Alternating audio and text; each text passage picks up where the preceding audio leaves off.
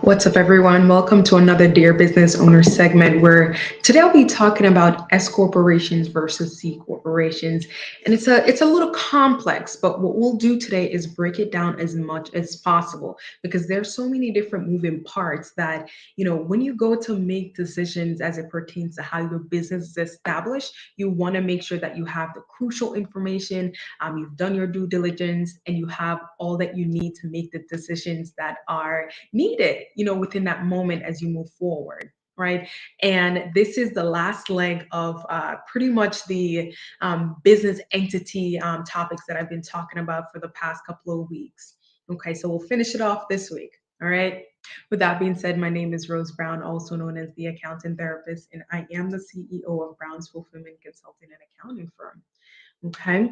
And as I talk about business entities, I really do want everyone to, always make this note.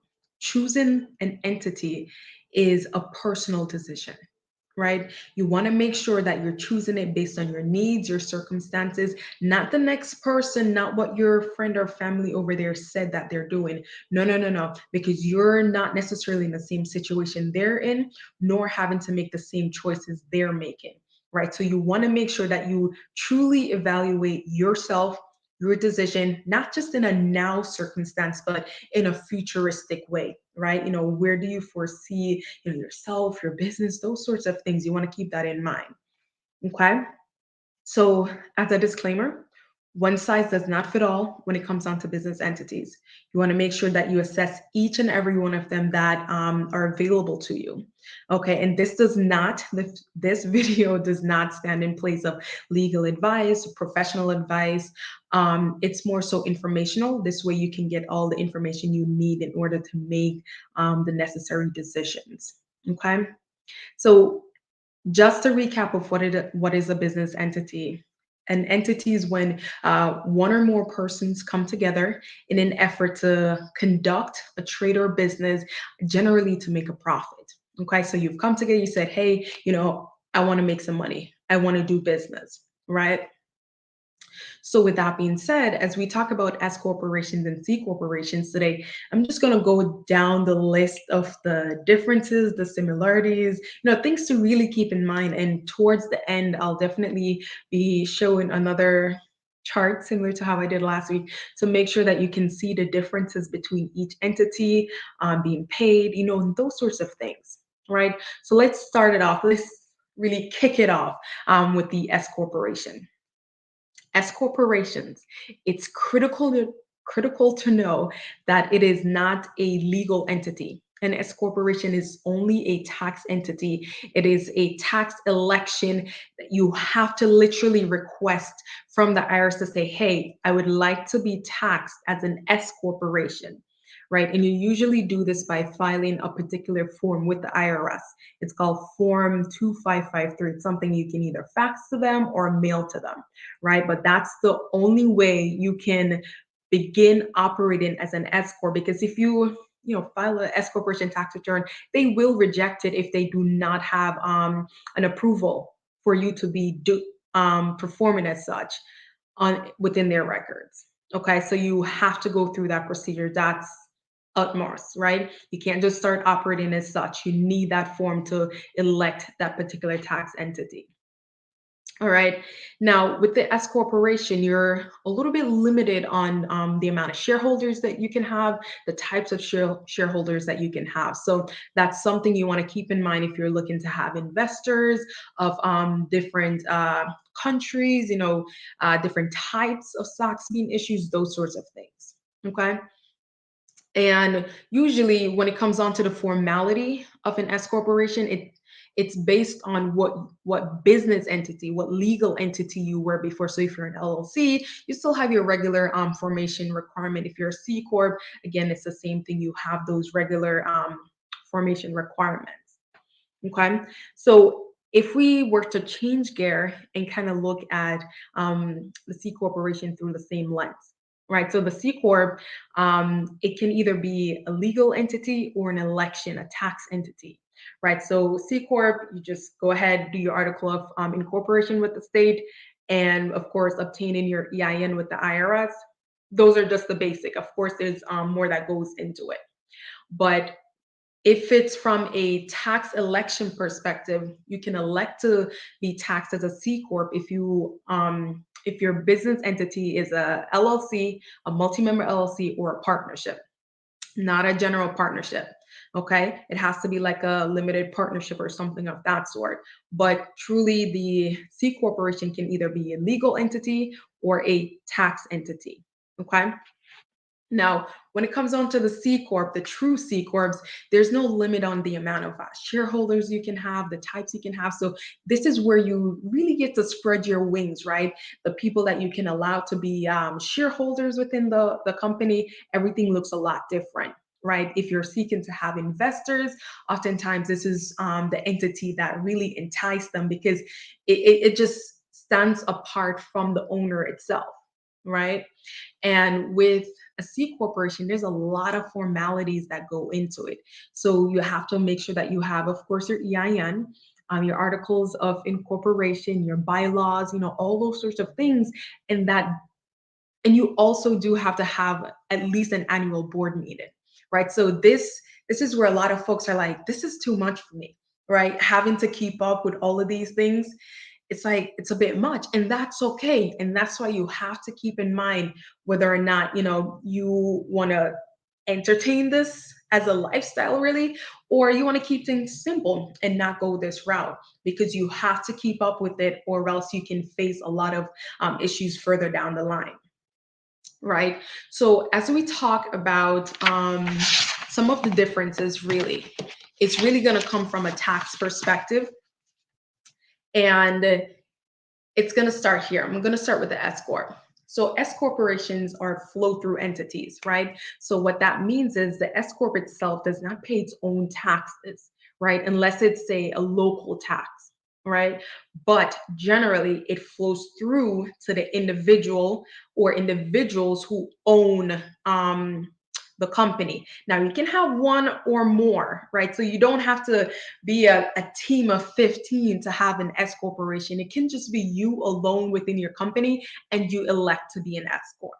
Okay. So because it's a flow through entity, that means all the activities, all the end results really get reported on your personal income tax return. So everything just flows through, and then you are ultimately responsible for those taxes, right? So if we look at it through the lens of the C corporation, the C corp stands independent of whomever owns it, right? You're over here, the C corp is all the way over there. It does not flow through to your personal, its inactivities never shows up on your personal income tax return. The only time you see activities really reflecting anything having to do with the C corporation is if you receive dividends or if you were paid, right? And you have to report your W-2 and your Form 1099 DIV. Okay, so that's a major difference between these two. One is a flow through entity, and the other is independent of its owners. Okay. All right. So with that being said, for C corporations, they have a flat 21% tax rate.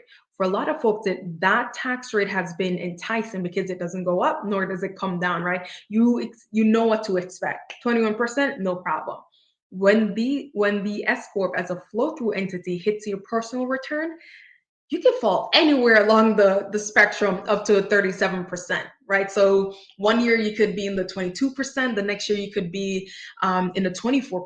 So you have to make sure that, hey, is this the right entity based on how well my business is doing? Well, how well your business is doing, right? And another thing to note is from a tax perspective, with the flow through aspect of things, the Schedule K1 is what flows through to the individual who owns the S corporation.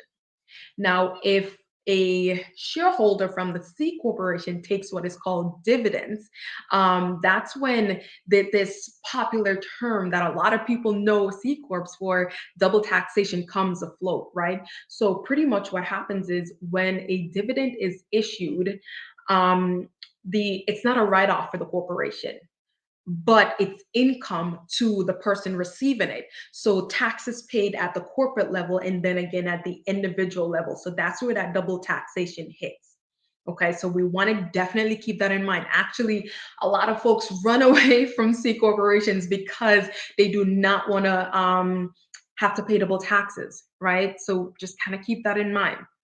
The good thing about both a S corporation and a C corporation is that there are no self-employment taxes.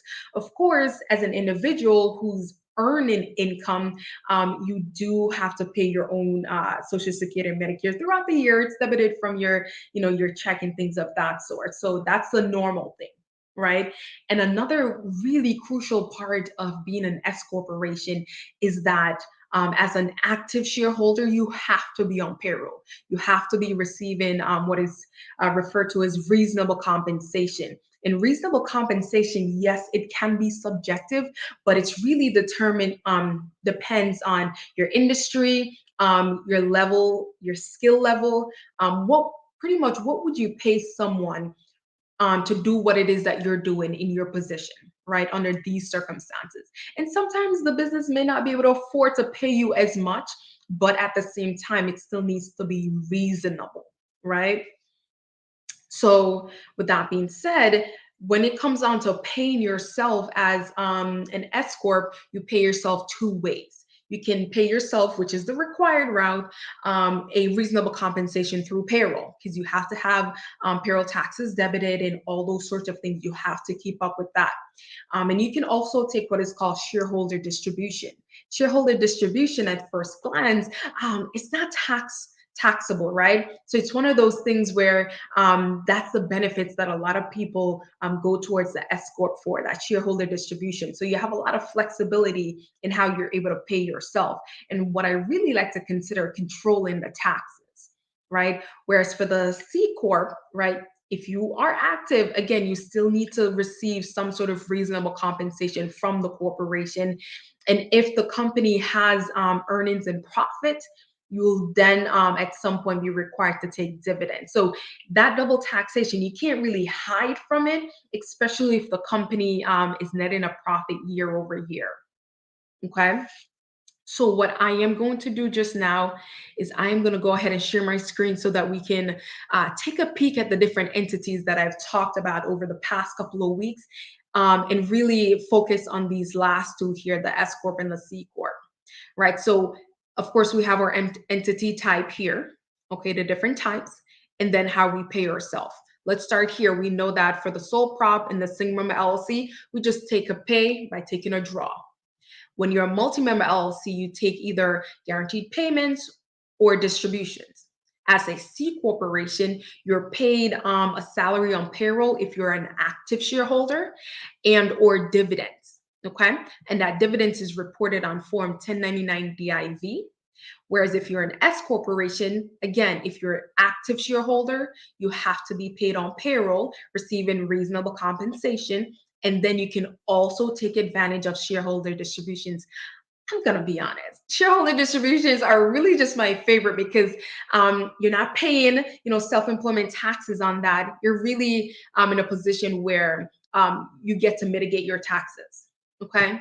Now, from as it pertains to where these business activities are reported, if you're a sole prop or single member LLC, we see them on Schedule C as part of the Form 1040, right? And if you're a multi-member LLC or a partnership, right, it's reported on Form 1065, and you use Form Schedule K1 to report on your personal return. Okay. And then for the C corporation, it's just on Form 1120. That's literally exclusive of your personal return. Whereas for the S corp, of course, we have an 1120S, which is the tax form that the activities are reported on. But the K1 here is what flows through to your personal return.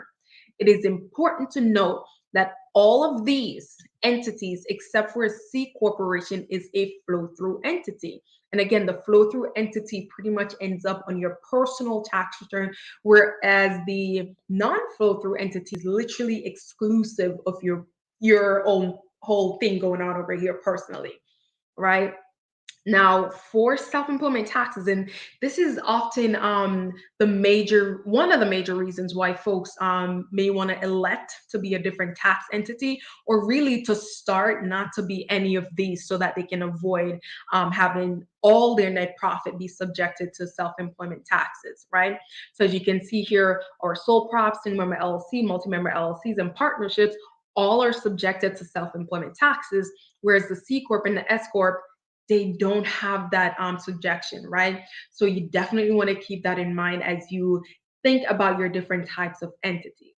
Okay. So let me hop out of here.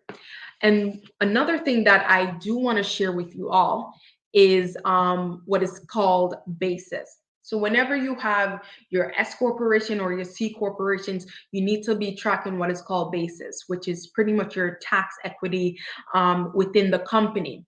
This lets the IRS know, how much you own within the company. So if you were to sell your interest, or the business was to be dissolved, what amount of the profit would be considered capital gains? Do you have a capital loss? Those sorts of things. So the basis is critical. And honestly, this is a taxpayer responsibility, but some taxpayer may, be courteous and do the tracking on your part. But generally, if you are ever in an audit, the IRS would be looking at you, because this is your responsibility as the business owner to be tracking your basis. So if you are not, and your accountant is not either, you definitely want to check in about that, because that's very critical, especially when it comes to dissolution, or you're selling your interest within the company. Okay. All right. So the last thing that I would add is, when you're choosing your entity, you cannot have your cake and eat it. And what I mean by that is, you can't always have the best of both worlds, right? You can't necessarily have the flexibility in how you pay yourself and not get double taxed, or be a C corp, want flexibility in how you pay yourself and not be double taxed, right? So there's a lot of things you want to keep in mind, a lot of questions that you want to ask yourself, and I've done a series on these, so you can go back to those videos and really check them out and see, which entity is best for you. And again, make sure that you either have an accountant or an attorney by your side throughout this process, so that you're not on your own, because this can be very frustrating. You need to have the professional support, the professional advice by your side throughout this process. It is critical. Your business entity will determine what your future look like, especially from a tax and accounting perspective. Okay, so that's it for this week. Don't forget to like, share, comment, subscribe. Follow me on social media platform at The Accountant Therapist. As That's it for this week. I'll see you all next week.